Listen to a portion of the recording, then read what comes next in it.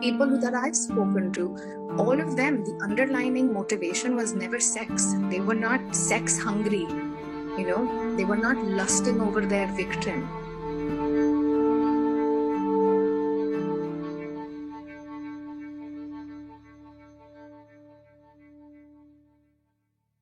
The way in which literature or academic research disagrees or contrasts when it comes to motives for sexual offending can also be looked upon from the different fields altogether.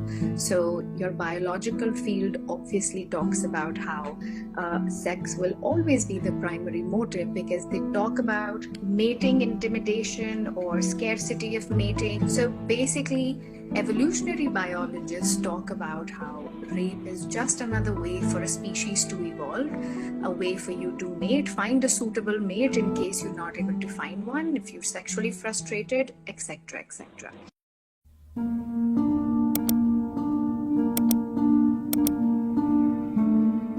Any well-adjusted individual will probably not derive sexual pleasure in knowing that the person that they are engaging in sexual activity with is clearly in distress and does not want to participate.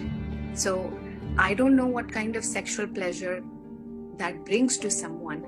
But having said that, you have different types of rapists also. You have anger rapists, sadistic rapists, serial rapists. So there's no dearth of classifying and the different typologies of rapists. But when it comes down to motivations, we cannot also be sure that it is just sex. It could be that non-sexual motives are either used in place of sex or to supplement the sexual activity.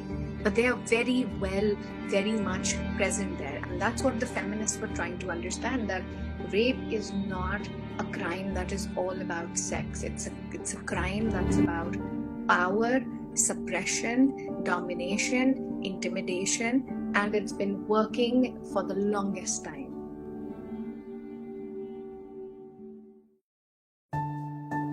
Most research that I've come across, including mine, has found similar sort of narratives by convicted rapists that someone in the US or Australia would have also sort of put out when the research was being conducted.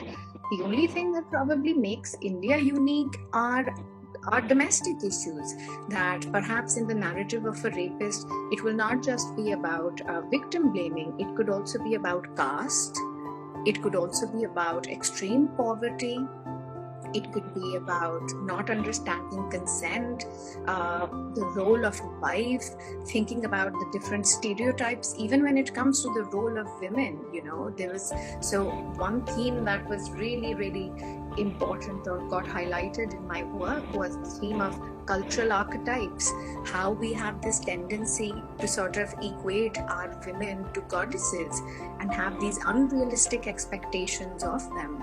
Not only do they need to be strong, they also need to be soft-hearted, kind, they need to be able to sort of take care of the family, but should be ambitious enough to carve a life for themselves. So where are all these unrealistic expectations coming from?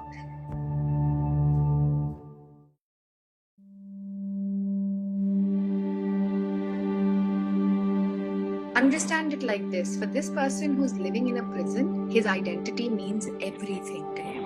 Okay? He knows he's hated in society, and all the more it is clear now, every news channel, every newspaper, the kind of awareness movements that are going on, Me Too, Time's Up, people in jail, convicted rapists at least, if I may speak from experience, know that they are hated. They are completely despised, that people think that they are monsters, right?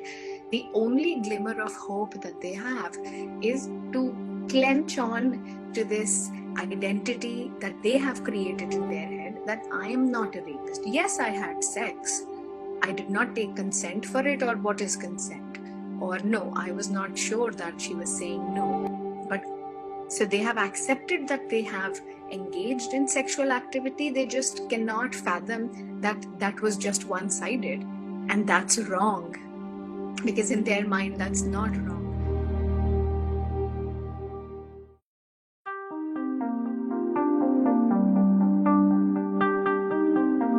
really wild perception that you really have to be an uneducated, illiterate person from a really struggling family, and only that pushes you into crime.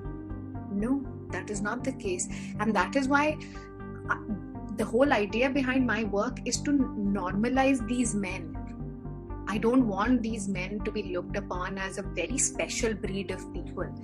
Because when the strangest part about talking to them that you're asking me, it's how common their language is to the language I've heard on the streets. I may have heard a rickshawala person talk like this. I would have heard a friend at a club talk like this. And that is the scary part. That, it is our everyday colloquial way of communicating with people. We've normalized it to a point that we don't question it till someone gets raped. If I am coming back home from a road that is not well lit and 3 boys are eve-teasing me, I don't want somebody turning around and saying to me, "Aap rasta badal lo. Go come from some other way." And those people continue to do what they're doing. So these are things that have to be checked bang on when you see them. And what will help you further is look up a brilliant model given by Liz Kelly. It's called the Continuum of Sexual Violence. That continuum really sort of puts things in perspective. It puts all the possible, I wouldn't say crimes, but violations against women on a spectrum. And you've got a broad spectrum from everyday eve-teasing, prank calling, cat calling, to incest and sexual violence, right? And then Liz Kelly asks us, if you are going to let the behavior at the far end of the spectrum remain unchecked, why are you then getting outraged when someone's committing rape? जब आपने किसी को सीटी बजाने से, गंदे comments मारने से नहीं रोका, why are you now suddenly so enraged when someone gets raped? Because the justification and excuses will always be the same, whether you catcall someone or whether you rape someone. And that's the problem,